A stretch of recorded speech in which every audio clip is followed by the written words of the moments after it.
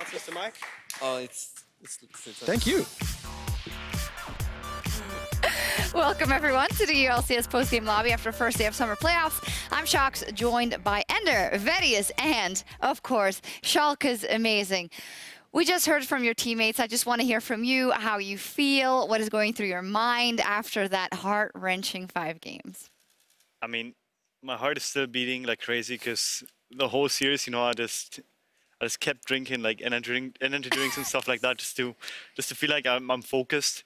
And it just felt like we're almost like choking on stage, and that's something that I haven't done in a while. Because when we lose, usually when we lost during the regular season, it was more like we made mistakes or we didn't prepare properly. But we prepared so well for this week that going down to 1 actually made me like realize, oh, either we haven't prepared the right way or we're really choking. And I felt like I was choking. So my team having my back was really like a nice feeling to have, you know? Well, I'm glad you brought it up yourself. I was trying to find a nice way to say it because you did win the series, but I felt like you were not yourself in the first couple of games. I think for upset, the same goes. Maybe Nukta was the only one that was really playing really, really well. What do you think it was those first 2 games? Is it like stage fright? Is it not knowing what your opponent's going to do? I mean, honestly, like not many people executed this Predator Gragas as well as Xerxes did, so we're kind of surprised by the amount of pressure they put out, and also just like I don't know, we usually get like kills top lane in scrims, you know, where like we just dominate top lane and get the snowball going out of that, and that didn't really happen this week at all or this time on stage. So we didn't get the leads that we usually get. We didn't play as cleanly as we usually do, and we're kind of scared. So. It's just stage fight, and it's overall just like something we have to get used to because that's our first best of 5 as a team. And I think I remember even like going up against Dignitas when I was with TSM, you know, like I think we choked so hard that the first game we could have won so easily and we now suspect Spectre. So this is just something we have to go through and learn out of and hopefully get better out of. But it's also one of the things that you've got to be really careful of when going up against a team like Vitality 2 in the semis, because they're a team that doesn't have any fear. They are a team that just kind of is almost blindly aggressive, and I think that it's really important for Schalke coming into next week that they're able to move away from this. And I think that we saw in game 4 and 5 much more of the potential that when they are much more focused on the game rather than their own performance and how they're playing, then they are at the level with which many people expect them to be. Yeah, Upset was saying that as well. He said he got it in his own head, and he had to remember that he didn't change as a player because he was not as good in the first 2 games. He was still the same player, just needed to change something. That was then that Kai'Sa pick. I think in general, it all looked better. And you guys did get a lot of comfort champions in your last game. You have not gotten your Sejuani at all, though. How was the adaptation like for you?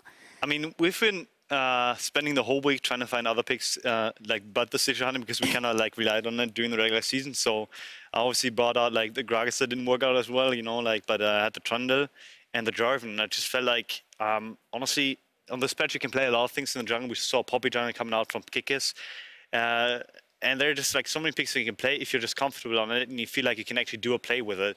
It's just important that you remember that like they may be as uncomfortable with your pick as you may be with theirs.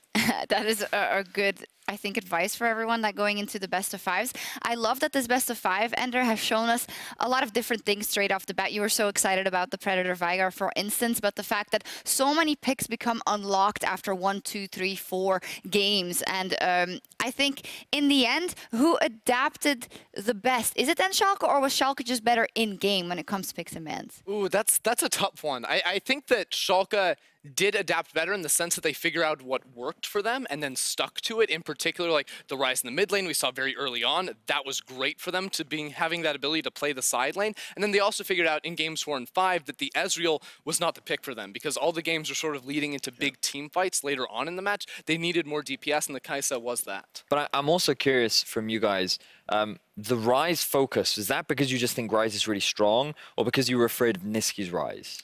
Mainly that we're afraid of Niski's Rise, not because he's like particularly great on it. It's like something they executed really well with, and it felt like that they got a lot of top lane pressure out of it. Right. Which is something that we didn't deal well with, at least during the game that he played it. So I feel like just taking it away, like bringing in some kind of discomfort, because Zoe honestly is not good on this patch, you know, like seemed like the way to go. He was like 0-0-0 in that. Didn't do anything. Yeah, it seemed like kind of a last-ditch effort to go for something. A lot of this came down to team fights in the last 2 games, but interestingly enough to us, you guys didn't win a single team fight in the first 3 games. You didn't even play a team fight almost in the first game. So did it take you a while to kind of get comfortable with everyone in the shot calling in those important moments? Yeah, kind of. Like, it's again coming back to that thing where, like, honestly, this week, the way we played in scrims was way too good, honestly, to bring it on stage. So what I mean by that is, like, you get so many leads that you shouldn't get because, like, the enemy team is, like, maybe, like, practicing in a different kind of manner. So basically get ahead in a way where it was not replicable on stage. So the team fight communication, the communication that comes into, like, the rotation is so different if you're ahead than if you're even, because you can force anything at any given point and the enemies will die, whereas if we're even, it will probably not happen that way. So it took some time to actually get used to not being ahead for a bit, and I hope that we actually figure that out next week in practice too, because it's so important. Let's dive into that matchup in just a second. I do want to crown the player of the series, as decided by you guys on Twitter. Upset with 52% of the votes. It's deserved, I would say, if you look at the latter half of the series, for sure, and the fact that he kind of came back. He got a champion, and for me, I really loved what I saw from Upset. Even though sometimes it didn't pay off, he flashed in, he ulted in, he put himself in the face of danger when he thought he could make a calculated kill, and I always like seeing that more from players than the opposite. And Ender, we were discussing it before, how there's a lot of AD carries that kind of do their job always and are safe and are great at that, but it's wonderful to see the guys that do jump in when they see a chance. Yeah, I compared him to early split Hansama, who was like flashing forward in team fights, finding a bunch of kills, and it does feel similar. Diving tier 2 towers for a diving tier 2 towers. See, that's the thing, though, because sometimes it does go horrifically wrong, and you go, wait a second, is that a wild turtle? But other times you really can make good plays, and it does come to major benefit to them. I remember a few games, even when they played Splyce in the regular season, where he's actually diving onto Kabe with Ezreal in late game team fights and finding solo kills, and that's what really stands out to me for this player. We were discussing a bit about what it was, because we always go back to you, because the only thing that changed for Spring is you really coming in. And can you tell me, maybe in your relationship with Upset, do you have something to do with the fact that he's feeling more confident? Have you like talked to him about the experience you have, and maybe, you know, help him feel more at home in changing in these situations or at all? Or I'm not sure if I'm the reason for it, but obviously we do have a good relationship, because I can like really connect with a lot of the issues that he's facing, because I've seen, like, not just myself, but also like Niels go through that when he started out as an AD carry in the challenger scene, and like obviously promoted to a team, or was promoted with a team that is like basically world's contender just by existing, you know. So it felt like the ambitions that he has are really similar to Niels, so I felt like I could guide him a little. But I think our sports psychologist especially kind of takes a lot of the edge off of him, where he doesn't feel like that he has to be this carry all the time. He doesn't have to get into his own head for it and just say, okay, I need to carry this game, otherwise we lose. Because the structure we implemented in scrims, the structure we have in the team, the communication patterns are just so established that like everyone can basically catch one another. And I think Upset feels a lot safer right now than he may have felt in Spring Split. fantastic, it shows. Yes, and I do want to note that I think Upset did play a fantastic series, but I think an honorable mention is worth going towards Vizicachi. I do think that he was extremely consistent in this series. Not only is Poppy Chachi a real thing that you kind of have to respect, I don't think, again, he lost in this series with Poppy, right? Like, I think, oh, he did lose a single game? No, you just played one game with it. Yeah, he only got it to the one game, so he's still undefeated on the champion. 100% win rate, yeah, baby. and it's like, his Maokai was exceptional. I think he just deserves a mention, because like, he wasn't a standout carry, but the things that he did for the team in this series, I think was really noteworthy. I agree. This makes me think of something that Ender really wanted to talk about, and I hate, though, talking too much about, you know, players individually who just lost the series, but the kind of going back to the Gnar and the way it was built and the way it worked in the last game was not good for Splyce, and just gave so many opportunities for Schalke. Yeah, and Gnar was a pick that Splyce kept going for, and the more I saw it, the less I actually liked it, because we saw him drafting hard to go into a side lane and win out, and that's how Splyce were supposed to win a bunch of those games. But then all of a sudden, Chachi is winning lane in matchups that he probably shouldn't be, and then Schalke are shutting down and killing Odo when he's trying to go into a side lane. So it was the strategy that never really worked for them, and I think that they should have gone off of that for something with a little bit more reliable engage, so that Nukeduck couldn't just go into a side lane and take inhibitors.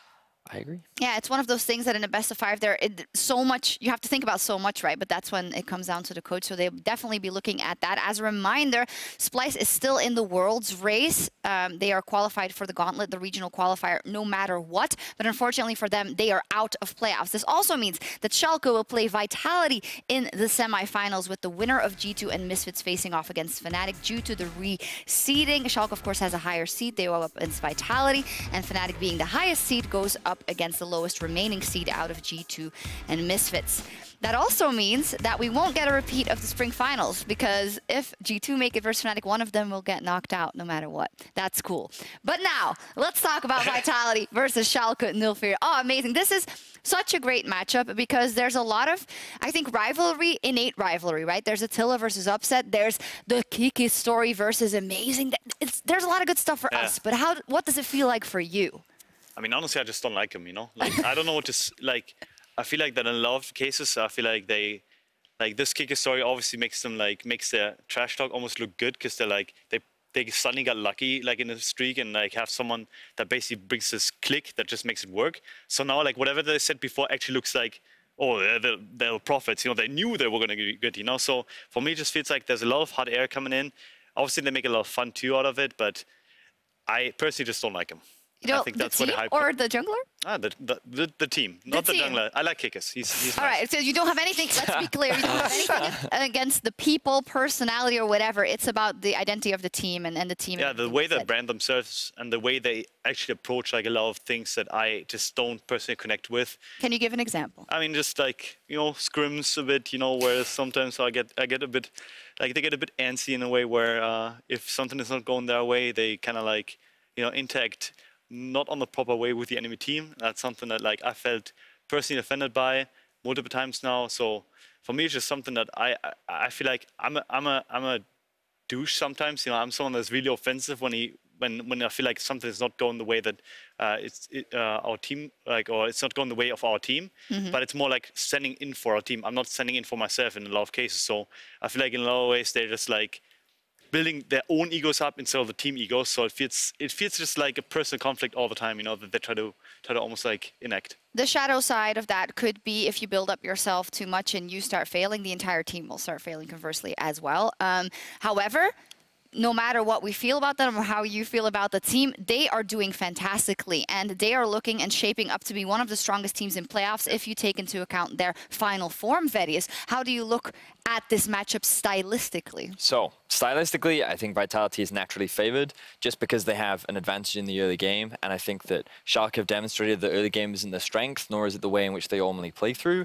I think that this week, in this series, they drafted more towards scaling because that was just the nature of the series. So I'd like to think that they do have early game picks in mind. But the one credit that I will give to Schalke is that I think that their mid to late game decision making and understanding of what to do in the game is way, way better than that of Vitality. And when I watched Vitality play in their tiebreakers last week, they made a lot of mid to late game mistakes. And a lot of the reason why they won is because they built such massive early game leads that you couldn't properly punish their mistakes. So I think that if Vitality, again, fail to find their early game lead, then they will struggle, but they're just really good at getting those early game leads. So it's literally all about largely this man, and if he can stop Kikis from doing what Kikis does really well. And the last time they met, he couldn't. So that's just kind of the thing. True. I mean, I remember a Trundle game where he really limited your impact in the game. That might have been another one of your Gragas games. Yeah, it was a Gragas game. Yeah. No, but I mean, I think I have a good read on him. I think, though, like, a lot of things that they do are like they basically do over and over again, so it's nothing new. Yeah. But I do agree they are a really strong early game team, and they have a lot of heart, you know, and that's something they don't really see in a lot of teams where, like, they're crazy, but it comes, like, partially from the heart, partially from, like, this emotion that they bring with it. And that's something that, like, is really important in the best of 5. That's really important come playoffs, because the teams that basically don't, like, try hard or, like, have this, like, this extra 10% coming in, you know, are the ones falling out of playoffs. And I think Vitality is not going to be a team that is just going to be outmatched simply by better macro, whereas you actually have to, like, almost like out-hustle them to a certain extent. No, that's a great point. I do want to wrap up the story for Splyce. They're out. They fought valiantly. Not a lot of people had thought that they were going to beat Schalke, you know, and they came very close. And I think they give you guys really a run for their money. And even, I don't know, it came down to such small margins. Was it a closer match than you guys had expected? A lot closer. Like, our preparation, as I said, was so much better than what we anticipated, like, the series to be. So basically, like, the game 2 threw us off because a lot of the communication patterns, again, that we established this week were just not grasping, even though we were ahead, suddenly, like, they were not there. So the whole choking part, like, made them seem a bit stronger, but they also prepared really, really well for us. So they actually, like, made this effort to counter us in a lot of ways, and I think they read us pretty well. You do take away a lot from the series, I think, that you can learn about yourself. You have a week now. Give me your honest expectations for that Vitality match. Is this, yeah, this is going to be a harder one than the one you played today? Not sure if it's going to be harder, but I think it's going to be different. I think it's going to be a lot more snowbally. I think whatever happens in the early game is actually going to stick, and we don't have throws coming in, at least not to that extent. So I think it can swing either way. Like, it can be a 3-0, it can be the 0-3. I don't think it will actually be close. I think whatever team is coming there, like, more prepared, is going to beat the other team 3-0 in most cases. Okay, do you guys feel the same? Ender? Yeah, I mean, I think Vitality are the favorites coming in. That being said, as with all of our matchups, I think it comes down to the wire, and it is so close between these two teams. Specifically, I think the Vitality will be able to exploit the early game of Schalke, and for Schalke, I see their biggest strength as mid to late game sidewave management, using Nuke Duck to impact and get towers and inhibitors around the map, and I just don't think it's actually going to get to a point in a lot of those games against Vitality, who are so adept at snowballing those early advantages. I just think that we have an ultra competitive playoffs. You know, some could call them the Super Six or something. We want you to drop that right now. they're so, like, I love how competitive our teams are. All 6 teams are really good. Splyce proved it today. Yeah. Many people expect Misfits to show up tomorrow. Many people are still looking at this team. Let's go. But before we, so me and Deficio. Okay, so but before we move away from Splyce, the final thing I'd like to say is, Niski and Zerse played out of their minds today. Yeah. I think, like, I still see a couple of comments where people seem to think that we've underrated Niski, whereas all split long, all we've talked about is how consistent he's been and how we wanted to see Splyce play more through him. Coming to playoffs, that's exactly what they did. And we saw what this duo was capable of. I just hope that moving into next year, we get to see a little bit more of it earlier. Next year, the Gauntlet is in 3 weeks. Oh, of course, the Gauntlet. Yeah, my apologies. That's what we want to see. Yeah, so I think that duo is something you really have to respect because they played exceptionally well. I don't have to bury them quite yet. Yeah, I completely forgot about the Gauntlet. But yeah. So, in any case, I mean, there is a real chance that you guys even face them, maybe in the Gauntlet. The final thing I want... Yeah, exactly. It might happen. It might happen. So the last thing I kind of wanted to say is that amazing, like, for you personally, you've been around the world and back. You know, you've been at Worlds, you've won the NALCS championship, you've done everything. What's it like now for you to, like, get close to that level of... This is shaping up to be one of the best splits in your career. It could be. Wait, how many finals have you been in Europe? 2. 2. Lost both. Yeah. One was Origin, the other was Fnatic. Both was Origin. Oh, both were Origin. My apologies. Why do you jump in if you don't know? I mean, honestly, like, how the last year shaped up to be, like, in the last, like, half year also was, like, I didn't expect to actually come back to a team in that kind of shape where I actually feel like that I'm competitive enough to be one of the top players. Maybe not quite yet, but I'm on my way to get there. And that's something that I didn't expect coming in because I was honestly awful. Like, there was so many, like, things that were just happening in my life, you know, like, and honestly just having this competition coming back and help me out and basically, like, bring me on some kind of path where I actually feel, like, really comfortable is just, like, I don't know, it makes me pretty happy, you know? Of course, I think you should be very proud of yourself at what you've accomplished. Just also make this Kikis versus amazing. The 2 guys who crawled back from the depths of despair and find themselves against each other in the semifinal. I can't wait. But first, we have to play our other quarterfinal, which is G2 versus Misfits. Now, you know, I feel like the tides are changing. I feel like last week, at the end of last week, a lot of people would have said that G2 is clear favorite. I think that's still the case. Oh, yeah. But the information that we've gotten from the patch and the fact that the late game carries are all the way in there, that 2v2, the openings that have come with what you can pick in the support lane, all of that, for me, makes it edge a bit more towards Misfits. Verius, what do you think? So I actually think the patch makes it a little worse for Misfits. Okay. Because if the games are getting longer, that's where Misfits have always sucked. They have been an early to mid-game team. This is a team that finds early leads, and because they have a good understanding of the map, or League of Legends in general, they know how to use leads. You know why I say it, right? Because Hans Sama was insane when he could play and his this is the thing. So I think Hans Sama as an AD carry is good, but I will first say that the thing that Deficio believes is that this is the bot lane that they can really punish. He thinks that Hans Sama and Mickey can get leads against Wadid and Shannon. He thinks this is a really good matchup and they can play around the bot side.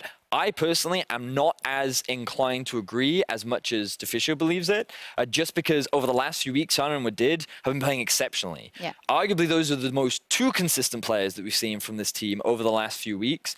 And I believe that they're one of the stalwart bot lanes that they don't necessarily carry, but they do their job and they survive. So I'm not as confident in their ability to snowball bot.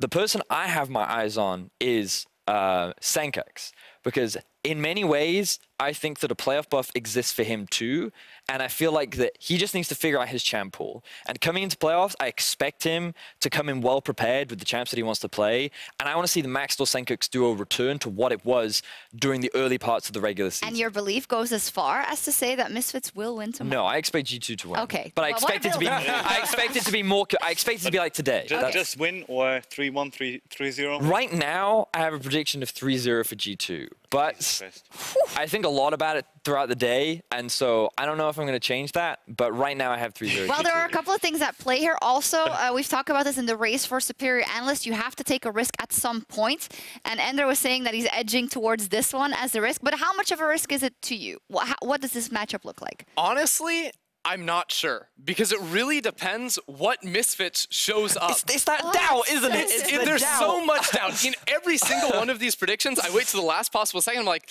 wait, I don't know what Splyce is going to show up. Have you scrimmed either team? Both. Who looks the strongest, according to Amazing? I'm just going to put it this way. I think G2 will be the more consistent team, but I think Misfits has the higher high. So that's basically like the same thing that you're saying in the end, you know. I think on a consistent normal day, G2 should beat Misfits. Yes. But if Misfits plays to the utter limits, I think it's Is it SKT versus? I mean, it's never going to be SKT Misfits. I think also like this whole, like I think talking about Senkox too, you know, like actually I feel really bad for this guy because he gets so much flag, and I think a lot of the things that he's being faulted for, like and basically like almost like, you know, just flamed for, is just resulting out of the way that Misfits play. Like they don't, like as soon as something goes wrong, they just abandon someone, you know, like Senkox misses a CS, they're like, I'm not gonna play around, you know, like it's obviously not that bad, you get the idea, you know, so I just want to jump in there and just say something good about him, because I feel like this guy's a lot better than people give him credit for, and the system of Misfits like makes him look a lot worse than he is. But at the start of the split, I think Senkox was doing really, really well, and that's sort of the disappointment for me because it has slowed down. But do you think that's him, or is it Misfits overall? It's overall. It's a little bit of both. It definitely is him. Both, yeah. But the biggest change for me has been at the start of the split. It was a winning mid-jungle 2v2 matchup every single game for Misfits. That meant they got priority, and they roamed bot lane because Hansama and MikyUX were just way better than everyone else, always pushing, always getting kills so they could dive and just snowball games so fast. Then they slowed down a bit, the rest of the teams in the league picked up, and we haven't seen that same form, and I think they need to go back to the base. For me, it was... I remember speaking to Moose, and I remember speaking about the changes to the patch. And I said, okay, talk me through what you think is different from last patch to this patch. And he said, control mages are coming back. And the moment I heard that, I lost all faith in Senkox, because I've never seen him play control like Azir, Orianna, Cassio, these kind of champions. He has never found success on. And the moment the Misfits went back to that style is when we weren't going to see that strong 2v2 jungle mid, is when we weren't going to see them playing around bot anymore. And that, to me, that shift in the mid lane meta is what hurt him. So I wanted to see him back on like roaming champions like Galio, Aurelion Sol, Talia, or skirmish, strong 2v2 as like Aurelia, the Yasuo that he found a lot of success Well, if anything we learned today is that you can play still whatever you want in a mid lane, right? That's what I like to hope. So hopefully that turns out. I also just want to talk about kind of streakiness. We always say that about Vitality, or we used to say that, you know, when they lose a game, they just like take a while to recover. Misfits has shown that they're extremely streaky. They lost to a Wukong and they didn't recover for 7 weeks. Like, I'm overreacting, but that does make me a bit scared then for best of 5 adaptation. And I think you can still say, well, they have a lot of members that have been through it and been through it all, but so do G2, right? So I don't know. It's a tricky one. I wouldn't know. I need to sleep on it. I think both of the teams actually have the same issue. I think I was talking about Hard earlier. I think both of these teams actually would not stand up for one another. Like, if something goes wrong, they would not like stand in and say, okay, like it's fine, you did something bad, like we'll pick you up, you know. I don't think for either of those teams it happens a lot, you know. So I feel like if something goes bad, Tilt is a real. So this is a 3-0 series? Like, this is a... Yeah, I mean, if both Tilt at the same time. That's what happened with you guys. So I'm not sure, but yeah, like, I don't know, I'm just a fan of teams that really work as a team, that like everyone like can talk to one another, where everyone can pick one another up, and I think neither of those teams has that ability. A happy family kind of environment. Yeah. Yeah, it's interesting to hear you talk about all that out of game stuff, because so often all we do is talk about what's going on in game. That's all we can do. Yeah, they're people too, guys. You lose a game, it doesn't feel good. You perform poorly, it doesn't feel good. On the flip side, if you get legendary, get 8 kills. It's a great feeling you can ride that high. So we only have to lock in our predictions by noon tomorrow. So I'm just going to let you guys... Do you want to give your prediction already? Do you want to sleep on it? Nope, I'm sleeping. I'm waiting till 11:59 and then pressing the button. I have no idea. I can say right now that what I currently have locked in is a 3-0 for G2. Yes. And I know that Deficio has a different vote for me, but I won't spoil his vote. But the main reason is just like, you know, G2 has a 13-5 record over Misfits. Every time G2 has met Misfits, they just crush them. I mean, to be fair, that also, like, you're counting the Mythy G2 too, no? I am. The Sven Mythy G2 as well. Yeah, if we're counting that, but we went farther at Worlds last year, man. Yeah, but I'm also thinking of the Power of Evil Ignar meta, where that team was arguably like super confident, found a lot of plays, and were in the finals of the EU LCS. Okay, like, and the first 3-0 in the history of this the EU roster, LCS this final. split, didn't even qualify for playoffs last split, and now they're on a massive slump where they only just barely made it in because of their 10-0 start. I'm supposed to root for Misfits, no? Like, Gauntlet-wise and stuff. Wait, not Gauntlet-wise. I feel like that's all too complicated. Yeah, you should just whatever. try They have no points, you have no points. Yes. So I don't think... So you can actually meet each other at the last part. Gauntlet. Amazing. You call it first. Who's winning that, and who's the key? God, Who's the key factor? Misfits 3-1, and I think it actually comes down to like Alfari and Maxwell. I think these, like, even though we talk a lot about Hansama, I think he will always bring his performance, but it's more about like the rotations that Maxwell and Alfari are going to bring in, because if they rotate well, if they force the fights at the right time, they use TP priority well, like, I think they're going to win. But if they don't, like, and they play like they played in the past couple of weeks where they don't do anything and they just lose, I think G2 has the upper hand. I can't be convinced. We haven't talked about Perks, by the way. Yeah, Perks is the next point of topic. We haven't talked about him. That's the one guy that I just cannot be convinced. Like, when I think about a lot of the styles in which teams have played, like, they could abandon Hansama, leave him in the lane by himself, put him on Ezreal or Varus or something, and then have Mickey on Pyke or Rakan, and just send them all mid. Put Senkix on an Aurelia, and just have Maxtor and Mickey go mid. Special. Yeah, the Fnatic special, for example. Works, right? But I don't believe that it'll work against Perks. This guy's been super solid and consistent. And he is G2, right? And he's the guy, I think also he knows he's been a great performer, but he's not been the best mid laner. And they always say that doesn't bother players, but I think Perks is the guy that will also need to step up and step a bit up higher for G2. I agree, it probably bothers him, but the reasons why he cannot be the best mid laner anymore is probably also because he almost had to teach a new lineup to actually function as a team, because none of the players were actually like competitive before, and besides Jankos, you know, like brought something to the table. But even Wunder, like, he had one Worlds appearance, but he always like dropped. He was very linear. He used to only play carries top, remember? Yeah. So like Perks had to diversify like the whole lineup and basically give them the ability to perform, and I think a lot of it almost like influences his own performance, whereas Caps can just play however he wants to. Nuke can probably play however he wants to, you know, like.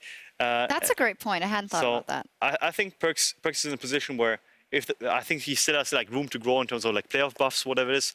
But for him, it's probably more important at this point in his career to make his team function and make problem mark will happen. Well, let me rephrase that then. With that in mind, I hope that the lineup is at a point in their development where that all works and he can focus much more on kind of what he wants to do and pick these carrying matchups if needed or pick other matchups if needed.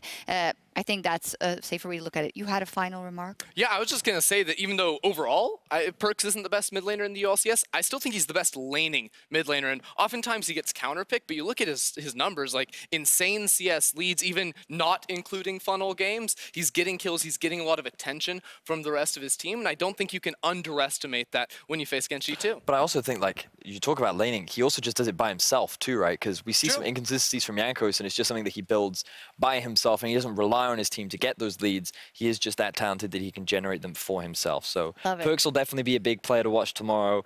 I think the biggest doubt that everyone has is just Misfits in playoffs. That too many times in best of fives they've surprised people, and that doubt just sits in people's heads. But I still remember that they didn't qualify for playoffs last split. They're on a massive slump right now, and that same best of five-ness that was there last year's Misfits, I think is slowly starting to fade for me in this year's Misfits. All right, we'll see. I think they have a last chance to prove me wrong, and that is tomorrow, or possibly if they run the gauntlet. Misfits versus G2 is starting tomorrow at 5 p.m. Central European Summertime. Ready Check will be on at 4:30. That was it. We have our semifinalists to go up against Vitality. It is amazing. But over in the NA LCS, I just thought it was over, but I'm still going to talk about the NA LCS Academy playoffs. It's Cloud9 versus FlyQuest tonight. It's going to be starting at midnight. Now, if you missed any of the action from Schalke 04 versus Splyce, you can watch it in the rebroadcast following the broadcast in NA LCS. So that was all from us here tonight. As said, amazing congratulations. Amazing job from Schalke 04 fighting it out in 5 games. I hope we get 5 games as well tomorrow. G2 versus Misfits, don't miss it. 4:30 Ready Check, 5 p.m. kickoff. No, rift off. Let's go. Have a good sleep and we'll see you all tomorrow.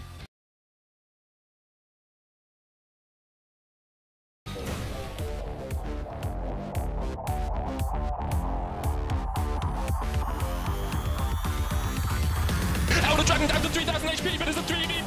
Splyce aren't gonna get back. Look at this, the next is it's upset and you've done the teleports. Can they kill the tower quickly enough? They get it. One teleport's gonna come out, but Splyce win the late game and they take down. Oh my God, Schalke, what was that?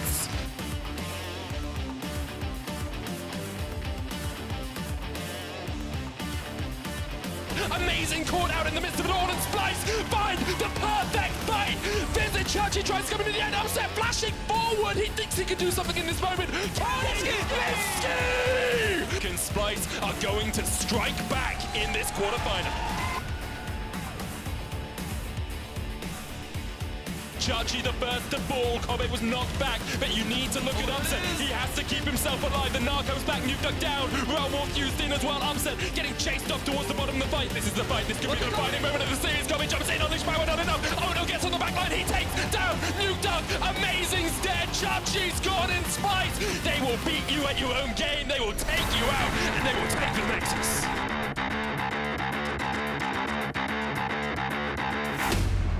Man, it's too close. Towards the mid lane, bunch of opportunities. But Flankman split up here. Kasing jumps in, trying to get out amazing. And knock up from Vander, but Nuke is getting chased out by Odo. It's all on Upset. He's dodging around the side of this fight. Niski's down. Upset. That's the fight you need.